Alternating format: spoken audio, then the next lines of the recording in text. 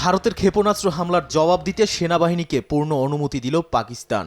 ইসলামাবাদে প্রধানমন্ত্রী শাহবাজ শরীফের নেতৃত্বে জাতীয় নিরাপত্তা কমিটির বৈঠকে এই সিদ্ধান্ত নেওয়া হয়। এতে বলা হয়, পাঞ্জাব ও আজাদ কাশ্মীরে ভারতের ক্ষেপণাস্ত্র, যুদ্ধবিমান ও ড্রোন হামলায় প্রাণ যায় বহু শিশু, নারী ও পুরুষের। ধ্বংস হয় ঘরবাড়ি ও মসজিদ।